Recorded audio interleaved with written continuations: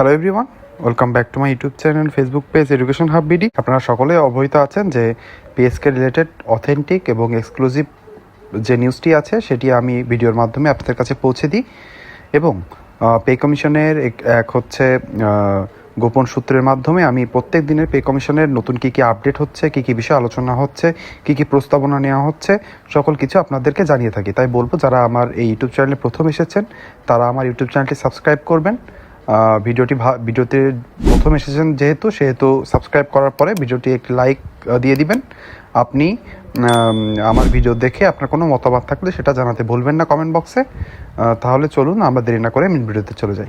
আমরা মেন ভিডিওতে চলে এসেছি। আজকের টপিকটি হলো কেন সর্বনিম্ন বেতন 35,000 হওয়া উচিত।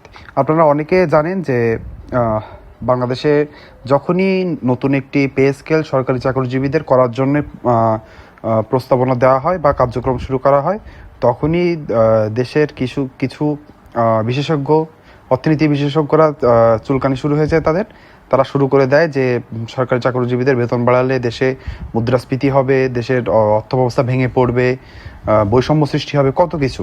কিন্তু আদতে কিন্তু কোনো কিছু সঠিক নয়। আপনি জানেন যে দেশের মুদ্রাস্ফীতির পরিমাণ এখন কেমন অবস্থায় আছে। লাস্ট পে স্কেল দেওয়া হয়েছে 2015 সালে, তারপর থেকে এখন 2025 সাল শেষ, তার মানে প্রায় 11 বছর শেষ হয়ে গিয়েছে। এর ভিতরে কিন্তু কোনো নতুন পে স্কেল সরকারি চাকরিজীবীরা পায়নি। কিন্তু এর ভিতরে কি মুদ্রাস্ফীতি থেমে আছে? সরকারি চাকরিজীবীদের বেতন আপনারা জানেন কত নগণ্য। 20তম গ্রেডের একজন সরকারি চাকরিজীবী সর্বসাকুল্যে 8,250 টাকা বেসিকে বেতন পান। তার সকল কিছু যোগ করে একদম অল্প অ্যামাউন্ট আসে, এবং 6 জনের একটা পরিবার এই অ্যামাউন্ট দিয়ে কিভাবে চলতে পারে আপনারা সকলে জানেন কত কষ্টে চলতে হয়। তাই এখন যখনই পে কমিশনের কার্যক্রম শুরু হয়েছে তখন থেকেই কিন্তু সরকারি চাকরিজীবীদের মনের এবং প্রাণের দাবি একটি, যে তাদের যেন বেতন গ্রেড যতটাই করা হোক না কেন সেটি যেন 20 থেকে কমানো হয়, এবং সর্বনিম্ন গ্রেডের বেতন যেন 35,000 টাকা থেকে শুরু হয়।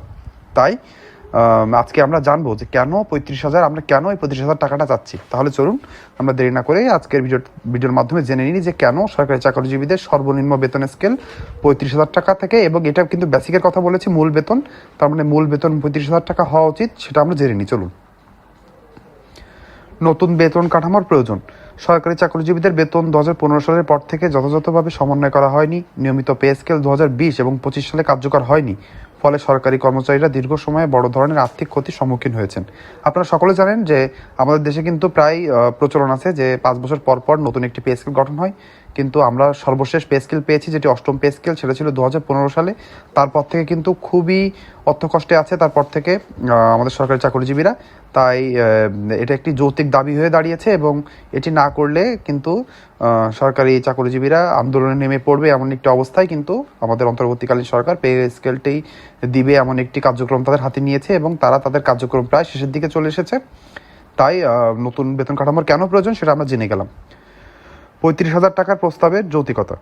বাংলাদেশের সরকারি কর্মচারী কল্যাণ ফেডারেশন সর্বনিম্ন বেতন 35,000 টাকা নির্ধারণের প্রস্তাব দিয়েছে। বর্তমান দ্রব্যমূল্য, খাদ্য, বাসস্থান, চিকিৎসা ও শিক্ষার খরচ বিবেচনায় এটি বাস্তবসম্মত।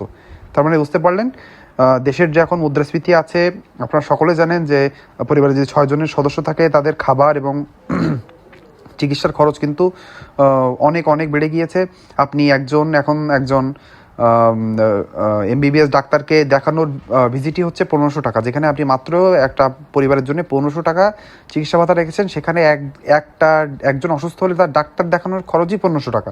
তারপর তার ওষুধ আছে, তার কোনো টেস্ট থাকলে সেটা আছে, তার সুস্থ হয়ে হতে হতে দেখা যায় অনেক টাকা খরচ হয়ে যায়। কিন্তু আপনি মাত্র 1500 টাকা দিয়ে কোনোভাবেই এটি কিন্তু করা সম্ভব নয়। পূর্ববর্তী পে স্কেলের তুলনা। 2015 সালের সর্বনিম্ন বেতন ছিল 8,250 টাকা। নিয়মিত পে স্কেল অনুযায়ী 2020 সালে সেটি 16,500 টাকা, যদিও হয়নি।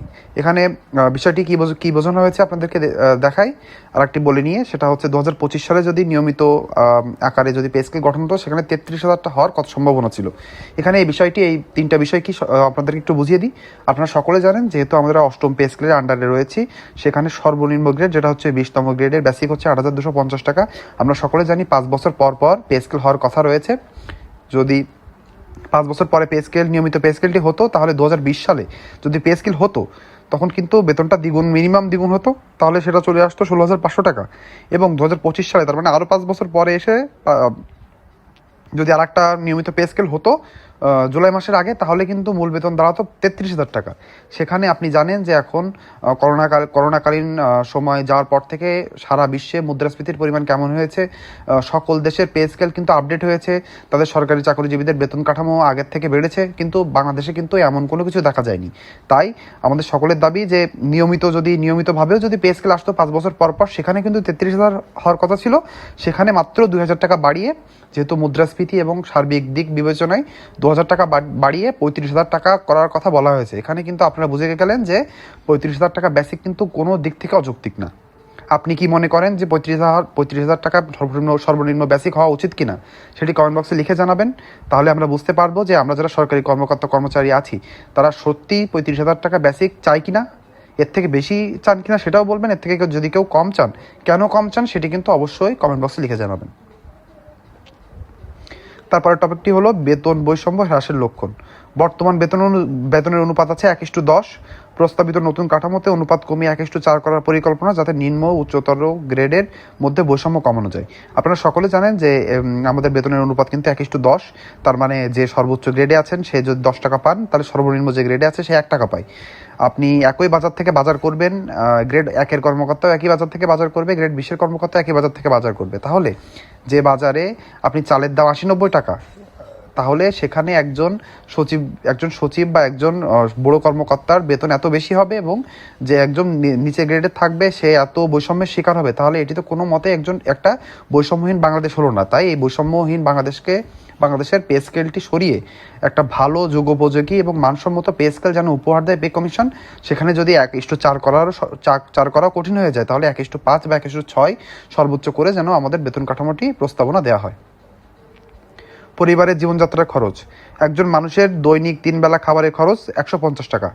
আপনাদের একটা হিসাব বুঝিয়ে দিই। আপনারা জানেন যে আমাদের পে স্কেল কমিশন কিন্তু 6 জনের পরিবারের সদস্য ধরে হিসাব করার কথা বলা হয়েছে। সেখানে আপনি জানেন যে এখন খাবারের দ্রব্যমূল্যের অবস্থা কেমন। আপনি যদি একজন সদস্যের জন্য 50 টাকা করে 3 বেলা খাবারের, এক বেলা যদি 50 টাকা করে ধরেন, তাহলে 3 বেলা খাবারের একজনের খরচ আসছে 300 টাকা, এবং 6 জনের খাবার পুরো মাস হিসাব করলে আপনি হিসাব করে দেখেন, সেখানে 27,000 টাকার কাছাকাছি চলে আসছে শুধু খাবার খরচ, আর অন্য কোনো খরচ নেই এখানে।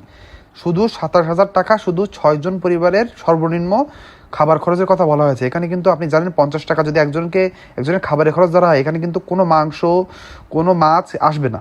সেখানে কিন্তু একেবারে ডাল ভাত আলু ভর্তা দিয়ে খেতে হবে। তাহলে বুঝতে পারছেন একজন মানুষের কিন্তু আমিষ দরকার, শর্করা দরকার, চর্বি দরকার। তার মানে সকল কিছু কিন্তু একটা মানুষের দরকার আছে একজন সুস্থ মানুষের জন্য। তাহলে শুধু ডাল ভাত আর আলু ভর্তা খাওয়ার খরচ যদি 27,000 টাকা হয়, তাহলে আপনি এর থেকে 27,000 টাকার নিচে কত নিচে নেমে আপনি পে স্কেল দিবেন? তাহলে তো সেটি কোনো মতে একজন সরকারি কর্মকর্তাকে অর্থকষ্ট থেকে বের করে আনবে না।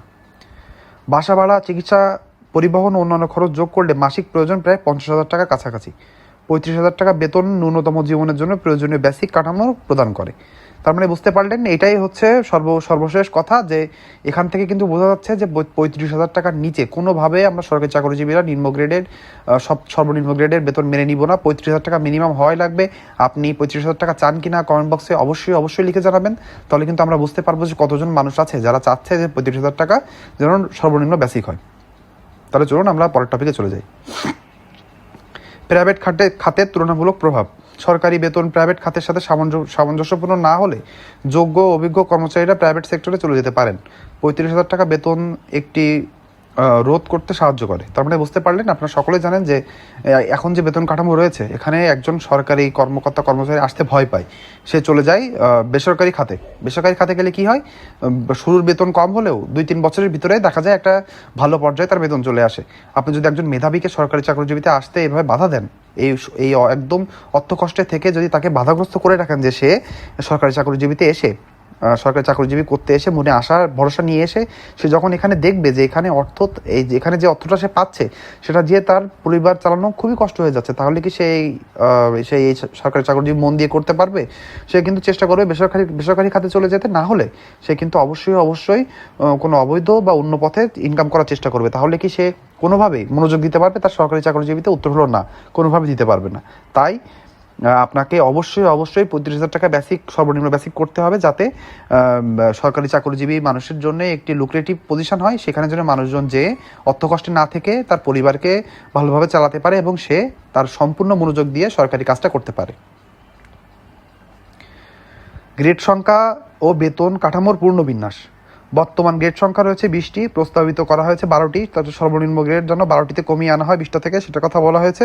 ফলে বেতন কাঠামো সরল হবে, উচ্চ ও নিম্ন গ্রেডের মধ্যে বৈষম্য কমবে। বেতন বৃদ্ধির পরিধি। সরকারি ও প্রাইভেট খাতে বেতন বৃদ্ধির ইঙ্গিত 50 থেকে 70% এবং সম্ভাব্য ক্ষেত্রে 100%। এটি কর্মচারীদের অর্থনৈতিক সুরক্ষা নিশ্চিত করবে এবং কর্মদক্ষতা বৃদ্ধি করবে। শিক্ষক ও সরকারি কর্মকর্তার সুবিধা। বাড়ি ভাড়া, চিকিৎসা, অন্যান্য ভাতা নতুন পে স্কেলে অন্তর্ভুক্ত হবে। শিক্ষকদের জন্য বিশেষ ভাতা ও সহায়ক সুবিধা অন্তর্ভুক্ত করা হবে। বেতন নির্ধারণে অর্থনৈতিক বাস্তবতা। 35,000 টাকা বেতন বর্তমান দ্রব্যমূল্য ও মুদ্রাস্ফীতি অনুযায়ী ন্যূনতম জীবনের প্রয়োজন মেটাতে যথেষ্ট। এটি সরকারি কর্মচারীদের সামাজিক নিরাপত্তা ও মানসম্মত জীবন নিশ্চিত করবে। তাহলে কিন্তু আমাদের একটি দাবি, আমাদের কিন্তু 35,000 টাকা বেসিক দিতেই হবে। সম্ভাব্য সময়সূচি। পে কমিশনের চূড়ান্ত প্রতিবেদন জানুয়ারি বা ফেব্রুয়ারির কাছাকাছি জমা হবে। নতুন বেতন কাঠামো কার্যকর হলে বছরের শুরুতে সরকারি কর্মচারীরা নতুন বেতন সুবিধা পাবেন। তার মানে আমরা কিন্তু ফেব্রুয়ারি পর্যন্ত জানি না, আমরা চাই 2026 সালের জানুয়ারি থেকেই যেন নতুন পে স্কেলটি কার্যকর হয় এবং আমরা জানুয়ারি মাসের বেতন যেন নতুন পে স্কেলের আন্ডারে পাই। অতিরিক্ত যুক্তি। পে স্কেল নিয়মিত না হওয়ায় কর্মচারীরা দীর্ঘমেয়াদী আর্থিক ক্ষতির মুখে পড়েছেন। 35,000 টাকা বেতন সরকারের একটি ন্যায্য ও বাস্তবসম্মত প্রস্তাব। এটি সরকারি চাকরিকে আকর্ষণীয় ও প্রাইভেট খাতের সঙ্গে তুলনীয় করে তুলবে, দেশের অর্থনৈতিক স্থিতিশীলতা ও মধ্যবিত্ত কর্মজীবীর জীবনমান উন্নত করবে। তার মানে বুঝতে পারলেন, আজকের আমরা কোনো আপডেট সম্পর্কে আলোচনা করলাম না, কোনো এক্সক্লুসিভ নিউজ সম্পর্কে আলোচনা করলাম না, আজকে আমাদের সকলের প্রাণের দাবি নিয়ে আলোচনা করলাম। আপনার এই আলোচনাটি কেমন লেগেছে কমেন্ট বক্সে অবশ্যই লিখে জানাবেন। আপনি যদি কোনোভাবে মনে করেন 35,000 টাকা হওয়া উচিত না, এর থেকে কম হওয়া উচিত, কেন মনে করেন সেটা কিন্তু অবশ্যই কমেন্ট বক্সে লিখে যেতে ভুলবেন না। ভিডিওটি ভালো লেগে থাকলে ভিডিওটি লাইক করে দিবেন এবং অবশ্যই আমার এই ইউটিউব চ্যানেলে সাবস্ক্রাইব বাটনে ক্লিক করবেন। দুইটা ইউটিউব চ্যানেল আসবে, একটা হচ্ছে এডুকেশন হাব বিডি, একটা হচ্ছে পে স্কেল হাব বিডি। দুইটাই সাবস্ক্রাইব করে রাখবেন। তাহলে আজকের ভিডিওটি এই পর্যন্ত। সবাই ভালো থাকবেন, ধন্যবাদ।